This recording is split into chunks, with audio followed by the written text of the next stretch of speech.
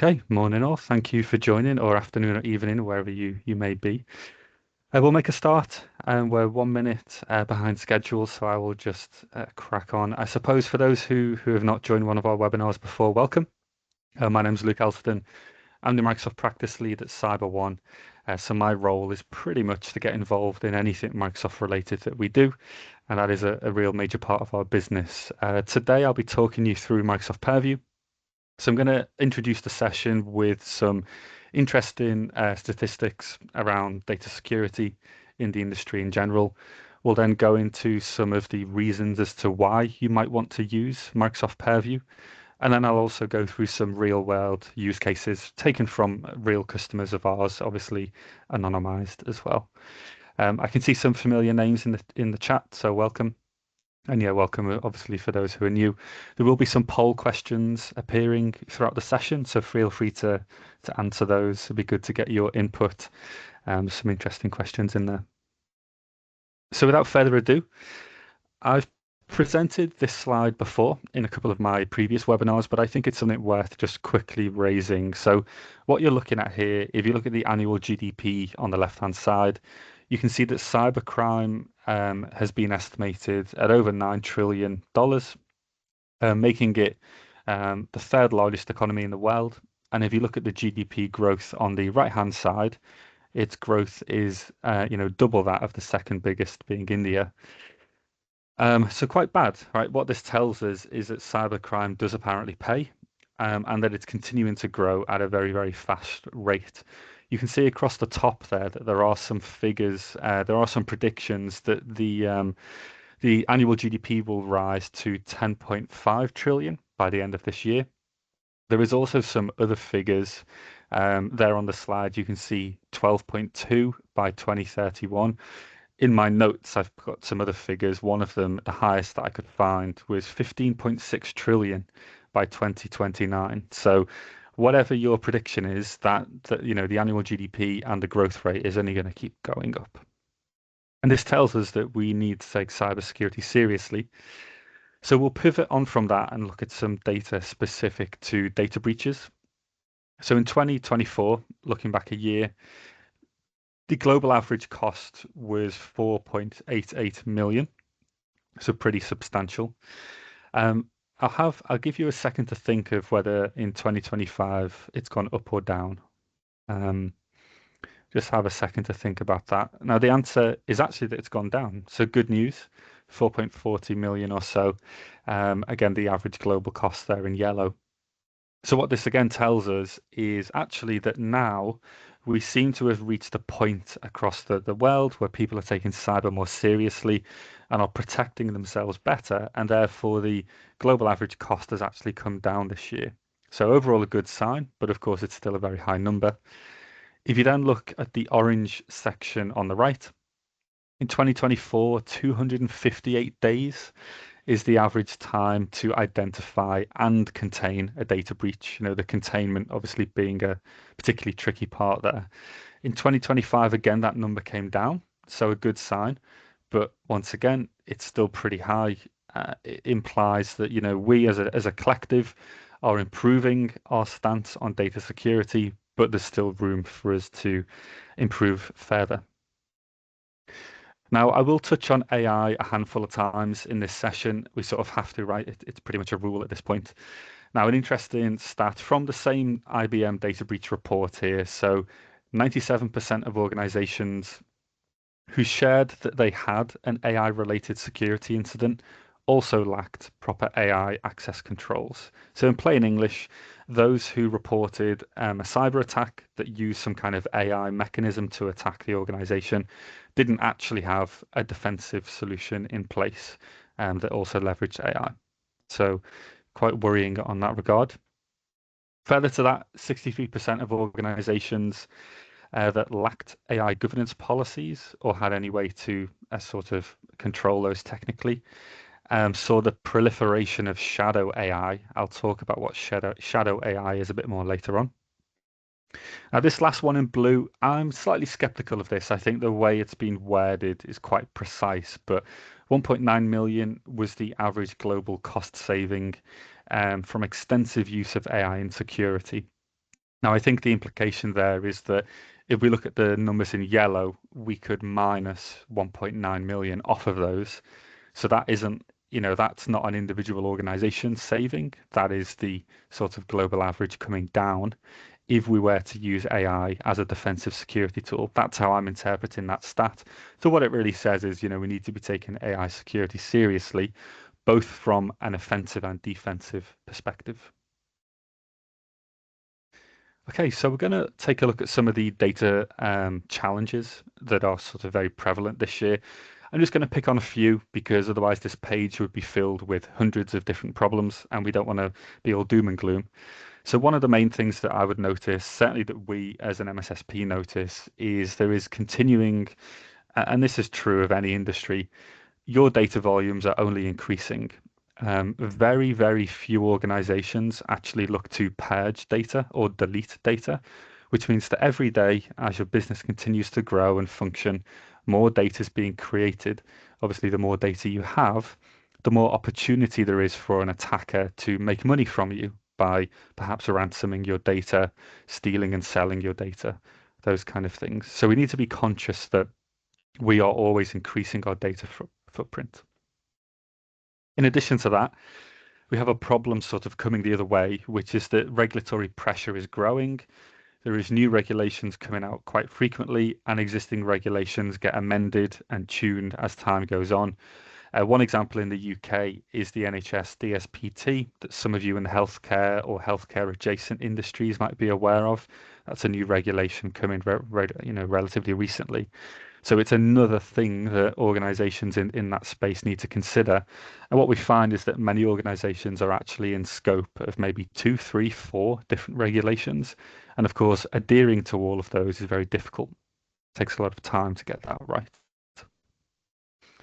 Now, more generally, AI-powered cyber threats, we are ultimately a security company here at CyberOne. What we're noticing in our SOC is that there is a real increase in things like deepfakes, things like AI phishing. These more advanced techniques really are targeting the human rather than targeting the system. And the reason for that is humans make mistakes.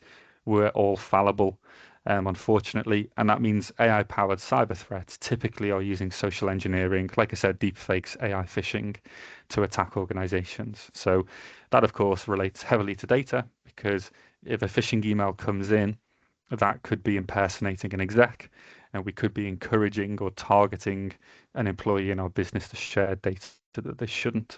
Just one simple example. So I mentioned shadow AI briefly, just to expand on that and also talk about shadow IT. I guess shadow IT, you probably will be familiar with that idea. The concept is that we've got a large organization, we've got dozens, hundreds, thousands of employees, and some of them will be using applications or accessing websites that we don't want them to. That is basically shadow IT. Okay, the user is doing something that we perhaps don't have visibility of. If we apply that same logic to AI tools, what you have is shadow AI. The concept being, okay, a user might be accessing ChatGPT, and as an organization, we do not want them to do that.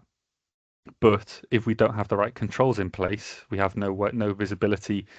We don't actually know if any of our employees are using these AI tools because we've got no way to detect it. So having a method to detect those kind of behaviors is very important. Of course, I couldn't avoid mentioning supply chain and third-party risk. For those based in the UK and certainly in Europe, you will have seen any number of really large-scale supply chain stories in the mainstream media. Generally in the cyber industry, when something makes the mainstream media, it means it's particularly bad. It means the layman who perhaps is not IT savvy is being made aware of it. I actually was visiting my family on the weekend, and my nana asked me about the Jaguar Land Rover breach because she'd seen it in the newspaper. She's about 90 years old, so it gives you an idea of, where some of these stories are so large that people who don't use any technology are aware of them, and that's obviously bringing more focus on cyber, increases the scrutiny in terms of regulations, and of course drives hopefully our organizations to secure themselves better. Beyond that, data visibility, this links in with number one. So number one was about we've got ever growing data. Number six is around simply how do we know the data that we have? How can we protect information if we don't know about it? That's a very, very common challenge. Many organizations have never performed any kind of data discovery, and therefore they've got no clue what sensitive data they may have. So just six major challenges. Obviously, there's many more than this. And what I want to do now is just talk very briefly about the mitigation strategies. So for number one, what I would recommend, just as a basic thing to do, is look at implementing some kind of automated data classification. The idea being that when new documents, new emails are created and they contain sensitive information, such as a credit card number or PII, that those documents and emails get automatically classified and ideally encrypted. So Purview can help with that. In terms of regulations, really, there's a few options here. I would recommend that a compliance by design approach is a good place to begin. You've probably heard of secure by design. This is the same idea, right? Compliance by design. The principle is, as we're defining our data security policies and procedures, as we're implementing the technical controls to enforce those policies and procedures, we should be doing so thinking about which regulations our organization has to follow. And of course, that would be a compliance by design approach. Okay, AI-powered cyber threats. What I would recommend really is you fight fire with fire. To properly protect your organization, you really need a 24/7 SOC capability, whether that's in-house or external, doesn't matter to me, but you need some way of monitoring your organization round the clock, no matter the time of day, no matter if it's Christmas, Easter, whatever it may be. You need a way to monitor and detect the threats. To go one step further, we should be using AI augmentation within our SOC to fight fire with fire. Okay, the best way to beat an AI tool is to use an AI tool in defense. Number four, this is really tricky. It's something that if you simply don't have the technology to discover shadow IT or shadow AI, it will always remain in the shadows to you. Really, what you need to do is look at preventing unsanctioned applications. This is something that a tool like Defender for Cloud Apps can do. That's not really the focus of today's session, but that would be the Microsoft tool that will help with this. Other things like Zscaler and those kind of zero trust tools will also help with challenge number four as well. Number five, okay, so we have partners, we need to share some data with our supply chain, with our third parties that we engage with. That's a necessary part of our business. Fair enough. But what we should be doing is mandating the encryption of any data leaving our organization. Even if the data is going to a trusted third party, we have to assume the worst. We should assume that that third party could get compromised at some point, and therefore our data would be exposed. And so we should encrypt data that is going to those external entities. Later on today, I'll talk about how Purview can do this without impacting collaboration across organization. And then finally, data visibility. I kind of touched on this earlier, but you need a way to perform data discovery. So this should be automated. If you have a hybrid environment, you also need to consider, of course, the cloud, but also the on-prem part of your networks as well. Microsoft Purview does have capability to perform data discovery across the on-prem and cloud. Again, something I'll go into more detail later. Okay, so regulations, we would need several hours if we were going to do a deep dive on all of these things. So really what I'm doing here is just bringing up some of the major things, the major regulations that we're probably all aware of. Obviously, GDPR being a big one. There is equivalents of GDPR in other countries. So China and Japan both have their own versions. Industry-specific things. So the NHS DSPT I mentioned as a newer regulation there. PCI, obviously anyone who processes payment card information would be subject to that. HIPAA for healthcare, etc., etc. I've also included some frameworks on here. So of course, there's really hundreds of ISO frameworks and sort of standards. NIST, the big one, the Cybersecurity Framework 2.0, CIS controls as well. Now, just looking at these bullet points, and of course, again, this is not every single regulation. This is just a handful. it's probably fair to say that your organization is aligning to two, maybe three of these things. Okay. Now, the good news is that some of them overlap. If, for example, if you were to closely align to the NIST cybersecurity framework, that would bring you in line with things like GDPR, right? It's not a one-to-one. It wouldn't fix everything, but you can kind of do two birds with one stone to a degree, is what I would caveat that with. So what I want to just briefly talk about now is practical steps to try and stay ahead of some of the compliance regulations. So that's stay ahead both in terms of stay on top of it, or make sure you're continuing to follow them, but also as new changes come out, even new regulations are released, what can you do? So know your data. This comes back to data discovery. Okay, so you need to understand what data you have in your organization. Purview has a solution for you in that space, which again I'll touch on later. Aligned to a recognized framework. So I already mentioned this. So NIST would be a good one to choose. What I would say is that if you're looking at all of the things on the right-hand side of the screen and thinking, oh, we've got to align to all of those, I wouldn't recommend that. Okay, don't over egg it. Focus. You only have so much time and resources ultimately. Align to probably one or two of those frameworks and standards, and that will hopefully bring you closer to regulations and industry-specific rules that you may have to follow. Number three, strengthen your access controls. Ultimately, it comes down to some simple, basic security things a lot of the time, which is that we need to restrict who can access what data. If we just have a very open organization where everybody can access all documents on SharePoint, for example, then we're asking for trouble, right? We need to be actually restricting and blocking access as a default, and then only allowing access where it is required. Number four, monitor your data. So this is in regards to data being deleted, being modified, maybe the data being moved. You should have a way to monitor these kind of activities because that will give you insight into insider threats, for example. Number five, supply chain. We touched on this before.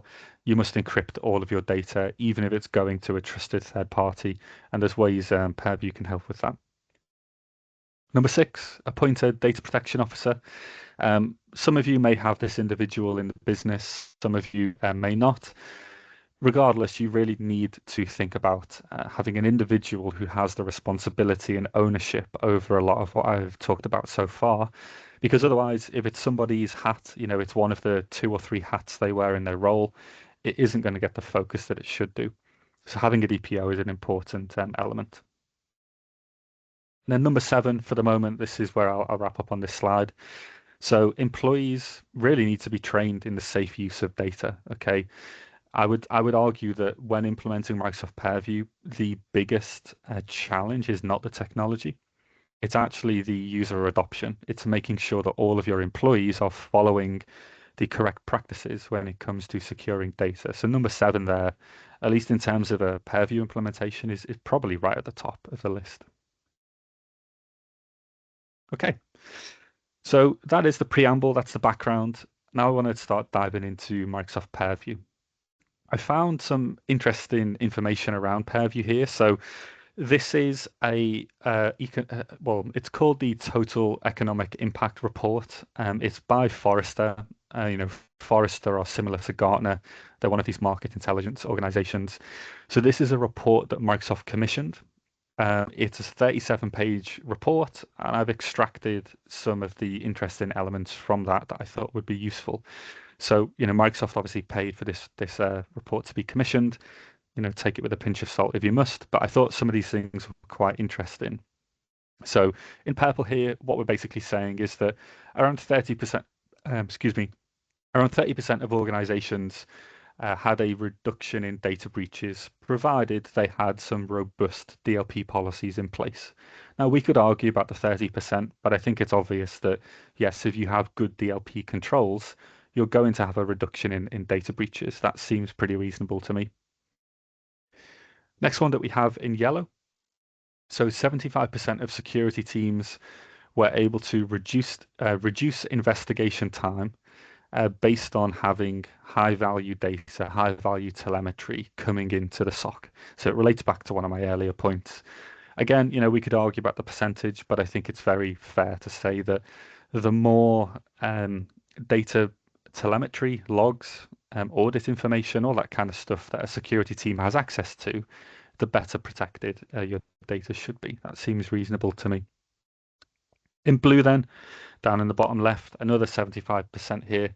So users saved 75% of the time they previously spent searching for and classifying data, provided that automated data classification was in place. Now, I would actually argue this percentage should be higher.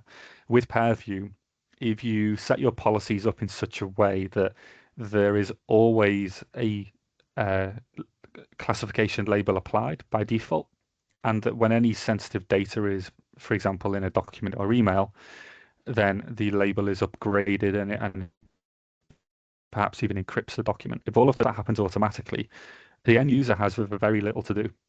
And I mean very little to do. In most cases, they won't have to do anything. The Purview is just solving the problem for them. And that's the power of automation when it comes to data classification. The Purview is very good in that regard. It does require an uplifted license, and I'll touch on licensing soon. Next, then, we have 60% there. So compliance teams reduce their manual effort by around 60% thanks to tools like Purview. So having that automated classification, having data retention policies, being able to audit and have a view of all of your data security naturally is going to make the compliance team's jobs that much faster. So like I said, a report commissioned by Microsoft that is done by an independent entity, Forrester. I think whatever you think of the percentages here, it's fair to say that these all seem true to me to some regard. Okay, so what is Purview? For those that don't know, I've put a Microsoft quote up at the top there. So Purview, according to Microsoft's own words, it's a comprehensive set of solutions that helps your organization govern, protect, and manage data wherever it lives. I think that's a reasonable, sort of one sentence description. What I would add to that is that Purview is for the protection of both unstructured and structured data. So unstructured data would be things like a document or an email.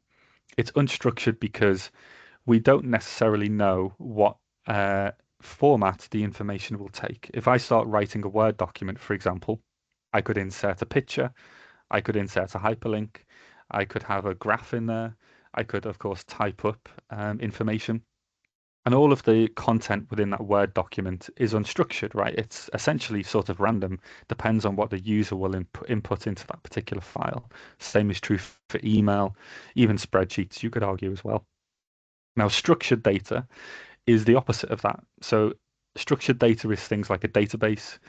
It's structured because that database will only accept a certain type of data input.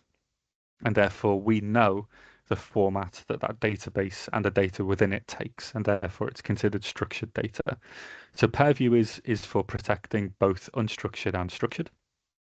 I will say that primarily when people think of Purview, they think around unstructured data, so documents, emails, that sort of thing. So what I'm going to do here is just break down the main components of Purview. As Microsoft said, it's a set of solutions. I refer to it usually as a suite of solutions. I would speculate that, perhaps in the long run, Microsoft may actually break some of these features apart because you'll see shortly there is a lot of capability in Purview, and to have like one product name for about 15 different features, it seems a bit strange. But anyway, so in the blue section, these are the Purview capabilities that are intended for information teams or cyber teams. So we've got things like DLP, we've got information protection, insider risk management, just to name a few in there. In the green section, this is sort of data scientists, data engineers. This is primarily, the green part is primarily around structured data, although there is some unstructured elements in there as well. And in yellow, for risk compliance and legal teams, we have things like compliance manager and data lifecycle management. Now you'll notice some of these have an asterisk by them. That's because to me, these are the most commonly used capabilities of Purview. And when people talk about Purview, when a customer of ours comes to us and asks for help with Purview, they're pretty much referring to the five sort of asterisk items that are there. Now, I'm not saying they're the most important. I'm not saying they're better than the other capabilities. I'm just saying they're the most common. And I would, to be transparent, I would say that that's where you gain most of the value from Purview is the ones that I've highlighted. So I'm going to focus now on those five areas, and we'll just explain and talk about them in a bit more detail. So DLP. DLP is an automated mitigation to protect against accidental or malicious data leakage. And this is both for data at rest, so data that is just residing in a location like SharePoint, and also data in transit, something like an email. Of course, the data is moving, okay, it's going somewhere, therefore it's in transit. DLP controls in Purview can protect both of those sort of data types, or states, if you like. Next one, and this is a newer concept, and it is very important in the modern day. So there's also this idea of data in motion. This is basically AI tools. So Copilot, ChatGPT, DeepSeek, Gemini, all of these AI tools, they're considered data in motion. So DLP controls in Purview can actually handle all three major sort of states of data, if you like. Very important to understand that. And like I said, it is automatic. So we can prevent data leakage automatically across these different sort of locations. Next along, we have information protection. This is probably the core of Purview. Really, if you're going to implement Purview, you have to do this part. It's pretty much a prereq for some of the other capabilities in Purview. So the first thing you would do here is data discovery. The Microsoft solution is it's called the Purview Scanner. That will allow you to basically scan data that is stored on-prem. In the cloud, there's a bit more nuance to it that I'll talk about later. What we've also got in here is sensitivity labels. So this is our classification labels. You may also know it by that terminology. It's around classifying our data. So a really simple example of what a label is, just think of you're going to the shop, you're going to buy a pair of new shoes. There's a label on the shoes. The label explains the detail of the shoe. Okay, what is the make and model? What's the price? What materials is the shoe made of? That is a label. We can think of that analogy in terms of data security. So when we apply a label to a document, it's basically telling us information about the document. Okay, does that document contain some sensitive information? Is the document confidential? There's other metadata as well baked into that. Data encryption, so simply encrypting and protecting the data, making it so that unless you have authorization, then you cannot access the data. There's also something called information rights management. This is slightly more nuanced than just pure data encryption. The idea is that we may actually choose to give certain users a kind of default access to some of our data, and we would use IRM to do that. Okay, the next technology along insider risk management. This is all around, this is a slightly more advanced feature in Purview. This is all around correlation of signals. The idea is it's about identifying unusual user behavior. So an example might be a user is accessing documents or data which they ordinarily wouldn't do. Perhaps they're mass downloading the data, mass deleting, mass modifying.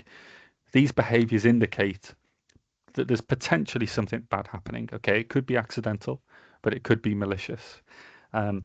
Insider risk management uses user entity behavioral analysis, or UEBA, to determine what is normal behavior and abnormal behavior. Of course, when it detects something abnormal, it then will generate an alert, and we can take action, such as disabling a user account, or phoning the person up and saying, "Why are you deleting all this data?" Okay, beyond that, compliance manager. So there's pre-built assessments in there for things like GDPR, NIST, various ISOs as well. You can create custom assessments, and also there is step-by-step guidance for remediation action effectively. You'd also get a compliance score. So for those familiar with Microsoft Secure Score, there is an equivalent kind of compliance score within this tool as well. And then finally, data lifecycle management. So this really is around retention of data. So retention of data across your Microsoft workloads, SharePoint teams, email, things like that. It allows you to, of course, retain data, let's say for 7 years, and then it also allows you to automate the cleanup of data. So you can delete data when it becomes a certain, let's say, 8 years old, just as an example. Also a feature in there for mailbox archiving. So it's very common for organizations to have terabytes of data in their mailboxes right across the whole business. And we can use the data lifecycle management to archive a lot of that data. Of course, saving space in the mailbox, but retaining data if we need it. And then finally, there is a really nice integration between the data lifecycle management and insider risk management. And it's basically all around preventing unauthorized data deletion. So you can actually apply data retention policies that will prevent users from deleting data unless certain criteria is met. So that really helps to avoid sort of sabotage, where people may be disgruntled and delete data. Like I said, these are the 5 most commonly used Purview capabilities. I'm not saying they're the best, but they're probably the ones where you'll get most bang for your buck, so to speak. Okay, so briefly on Copilot and Microsoft Purview and how these two things integrate or interact. So the first thing to understand is that if you are considering using Microsoft Copilot, the data that you generate within Copilot is not used to train the Microsoft model. Obviously, anything that goes into ChatGPT, just as a comparison, will be training the ChatGPT model. And therefore, if you put customer data in it, you're basically exposing that data to the model itself. Copilot does not have that risk. It's very important to understand. In addition to that, Copilot honors your existing access controls. So if a user cannot access a particular document, then Copilot cannot access that document either. So very important to understand that as well. It basically adheres to your access controls and Purview. Further to that, there is full auditing. So there is a tool called DSPM for AI within the Microsoft Suite that allows you to gain visibility into things like data that Copilot is accessing that is not currently labeled or protected. And that, of course, tells you, hey, we should probably go ahead and label and protect that data. So it gives you insight, extra insight into things Copilot can view, but perhaps shouldn't. Okay, any Copilot response that is using content classified with a label will automatically inherit that label as well. So, for example, if I have a prompt that is querying some highly confidential document, assuming I have access to the document, Copilot will go ahead and query that document for me.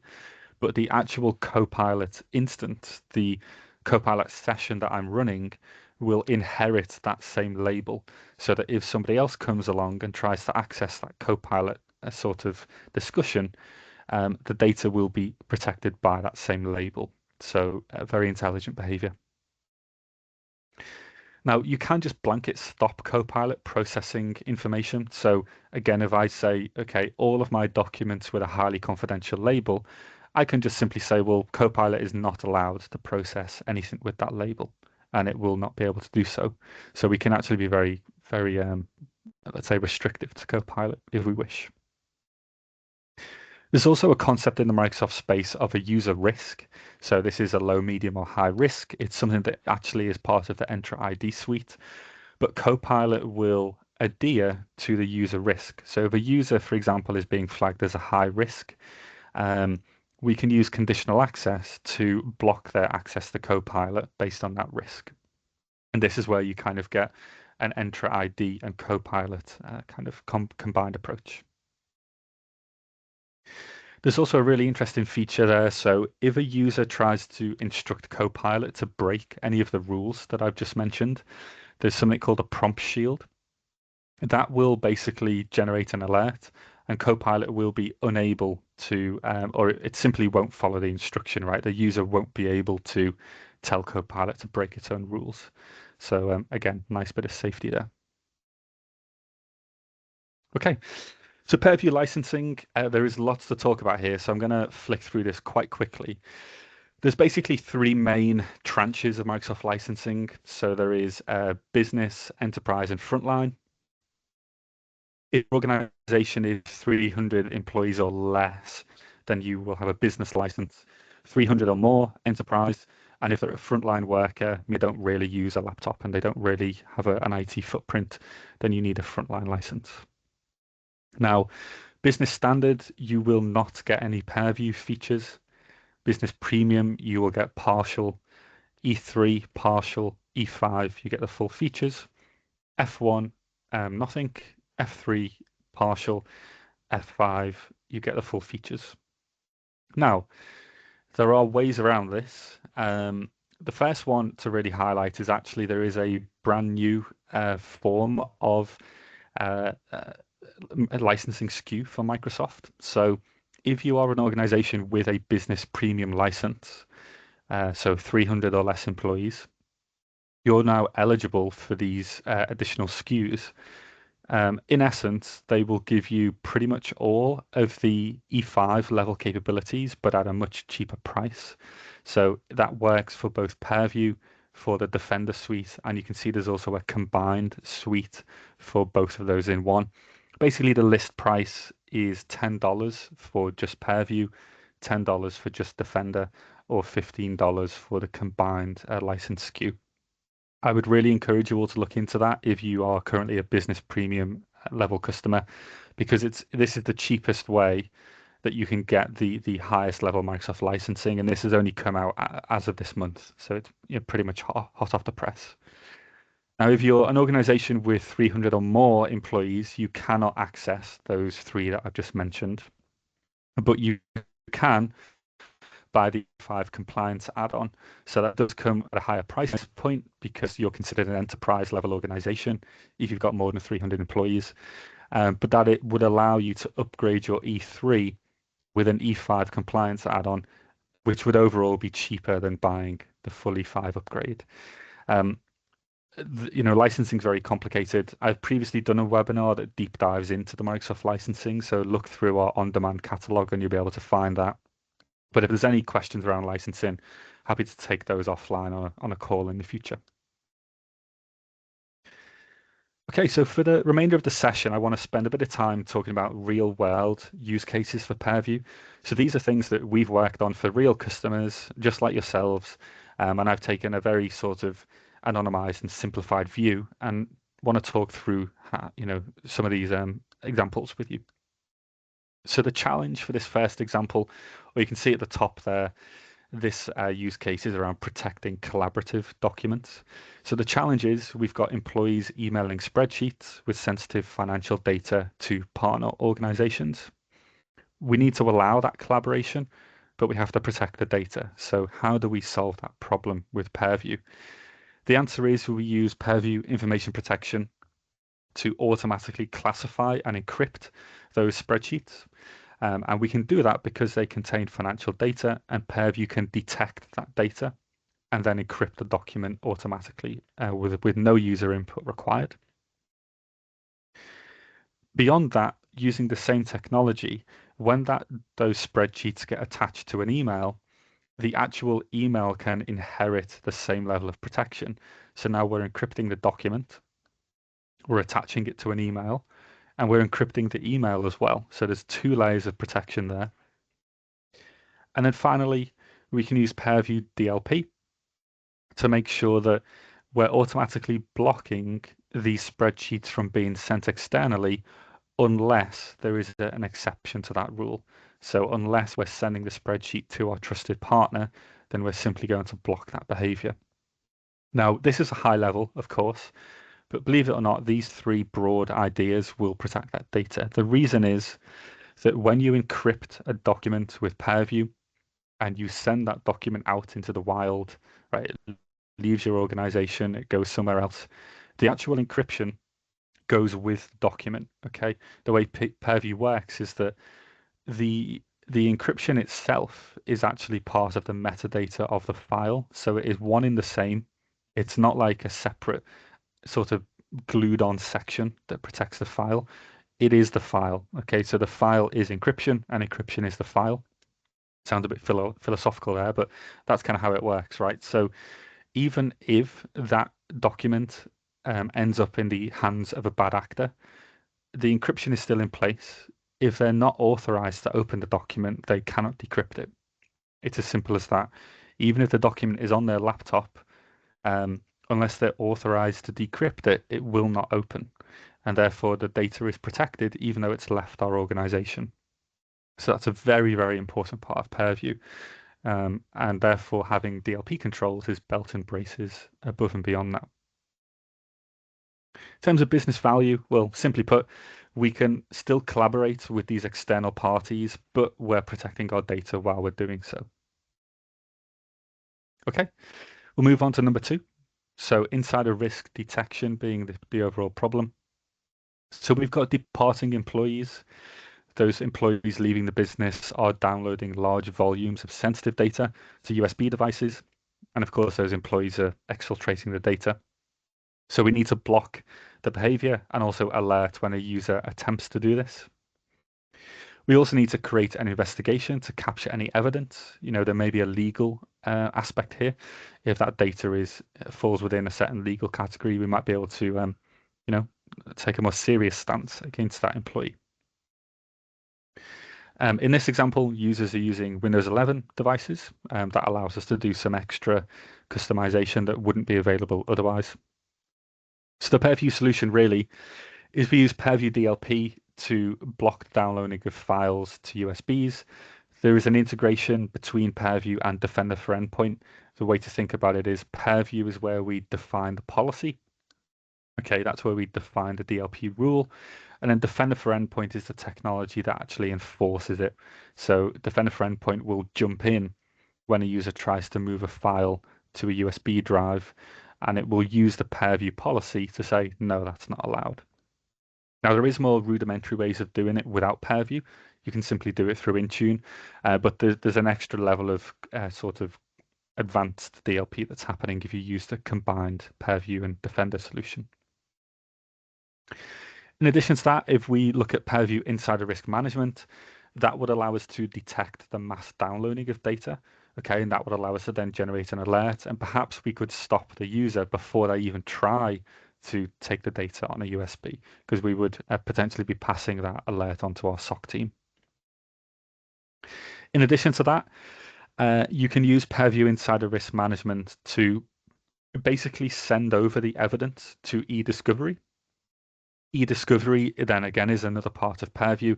It has a broader set of controls that will allow you to do a more thorough investigation. And eDiscovery is linked to that legal point that I mentioned. eDiscovery is sort of used for, data requests, generating cases of evidence, that kind of thing. Has a bit more sophisticated tooling than Insider Risk Management on its own, but it is a combined solution there. So the business value is that we can alert on the mass download event. We can capture the evidence. We can then simply block the action. Okay, we can prevent the exfiltration via a USB. Moving on, regulatory audit. So some of you will be subject to audit, unfortunately, right? They're quite painful. Regulators have requested an audit, some kind of audit evidence, perhaps around how personal data is protected. The regulator wants to understand your past, present, and future adherence to their regulation. So how can Purview help us with that challenge? Well, Purview Compliance Manager will be able to show your current point in time adherence to the regulation. Let's say that we're, just an example to keep it simple, this is some kind of GDPR audit, right? That's just to keep things understandable. Purview Compliance Manager will show us, of all of the GDPR controls, which of them are we actually adhering to? It will give you a bit of a score. And of course, it will show you where you're perhaps missing some of the relevant controls. So we can provide that point in time to the auditor. In addition, again, in Compliance Manager, it will be able to show evidence of how we've improved since the last audit, because we're tracking historical performance. We can see, okay, let's say last year when we did the audit, we had achieved 50 of 100 controls, but this year we've achieved 75 of 100 controls. We can provide evidence to show We've actually been taking action based on the previous audit. We've been remediating the problems and moving forwards. Compliance manager can help you evidence all of that improvement. And then further to that, looking forward into the future, again, compliance manager can map out, okay, you've got 25 remaining controls. Here are those controls. Here's the remediation guidance on how to achieve them. And it will allow your organization to work towards those 25. And again, it will track your progress towards them. So in this way, Purview can help with that past, present, and future challenge that you may get from an auditor. Ultimately, the business value there is that we can provide the evidence. And ultimately, that's what they want. Okay. So relatively straightforward. Number 4. So discovering data in a hybrid environment. Okay, so we've got a requirement there to discover all unstructured data. We could also consider structured data in there as well. And we must discover it across the cloud and the on-prem. Now, cloud has an asterisk, so I'll come back to that later. So we must understand what type of sensitive data we have, and we must understand the volume of that data. So how many files are, for example, containing credit card information? We need to know those numbers. The Purview solution, so we use the information protection suite or capability to deploy the information protection scanner to our on-prem environment. The scanner basically allows you to point it towards a file server. It could be a SharePoint server or an SMB or NFS file server. And we can basically instruct the scanner to index all of the documents on that file server. It will scan them all, find the file names, find when they were created and edited and all the rest of it. But critically, it will tell you within the file what type of data is in there. Okay, credit cards, names, addresses, whatever it may be. It will give us a view of that. And then we can see that data from the Purview compliance portal, the actual browser login. Now, in addition to that, there are something called data connectors within Purview. This is related to more structured data typically, but I thought it'd be good to reference it here. So I put some examples in the chat. There are data connectors for HR systems. Okay, so very useful if you're using a Workday or something similar to that, because you can basically link Purview to that system. So Purview has visibility of the data within Workday. There's also a connector for Zoom. There's a connector for messaging apps like WhatsApp or Telegram or Signal. There's also a connector for LinkedIn as well. So you could see, how your sales team, for example, are interacting with it on LinkedIn. And there's loads of others. There's dozens of these connectors built in. And the idea is you can connect third-party tools to Purview so that Purview has visibility into what these tools contain. Now, there's also something called Purview Data Map. This is a solution that costs beyond your license. Okay, so you pay for this based on compute units. There's a further charge, so it is quite expensive. Basically, it allows you to see things like data lineage. It allows you to see data flows, allows you to see the connections between data. So imagine your entire organization, all of the different types of data that you have within it. This basically creates a map of all that information to show where the data moves, who interacts with it, where the lineages are, and that kind of stuff. So very detailed, but there is an additional cost beyond your licensing for that capability. In essence, though, just the top bullet point will give us visibility into everything in our on-prem environment. Now, I mentioned cloud had an asterisk by it, and that's because if we're talking about the Microsoft cloud, Purview has visibility of that stuff by default. So if you've got documents in Exchange Online, SharePoint, OneDrive, Teams, Purview can see that information as basically out of the box. So it gives you that just as standard. Okay, so if you're in a lucky position to be cloud only, right, you've got no on-prem, data discovery actually becomes quite easy, at least in regards to the Microsoft tech. Obviously, if you've got data outside of the Microsoft bubble, you'd have to use a data connector to help you there. Okay, so number 5, protection of intellectual property. So some organizations will have a unique bit of IP that needs to be classified and protected. Purview has what's called the built-in sensitive information types, But if you've got some unique IP, Purview will not be able to detect your uniqueness automatically. So there's actually several solutions to this problem. One of them is we could create a regular expression, okay, quite simple option, probably the most basic thing that we could do, but that may achieve the requirement of being able to identify our unique IP. A level deeper would be we'd create a custom sensitive information type. Okay, that way we can define what patterns it looks for. Again, relatively basic, but it could help. Further then would be we create an exact data match sensitive information type. So this is where we start feeding examples of our data into Purview so that Purview can learn what the data precisely looks like. And of course, that makes it more accurate in detecting it. Beyond that, we can start to use AI in trainable classifiers. Similar kind of concept. You basically give the trainable classifier a seed document. I think it starts with around 50 documents, working up to, I think, 500. The idea is we give the trainable classifier 500 examples of the actual document format we want it to learn, and an equivalent number for completely irrelevant documents. And that way it learns using AI what our unique IP looks like, what kind of information is contained in it. And that way we can detect something quite custom. Now, if your unique IP is something very visual, you might want to look at the OCR scanning. Now, this does come at a further cost beyond your licensing, again, using compute units. So it can be expensive, but maybe you've got like engineering schematics or some other kind of physical document that's quite a complicated visual. OCR would help you there. So one or more of these options would help you detect and classify your unique IP, something that Purview by default doesn't understand, but we can train it to understand. Number 6, so responding to a data breach. Okay, so in this example, a data breach has occurred. We can basically take the Purview activity logs through Data Explorer to give us a clue as to what might have been stolen. We can also um, of course, encrypt our documents so that even if they have been stolen, they're still encrypted. Okay, going back to what I said earlier. So it's bad that they were stolen. That shouldn't have happened.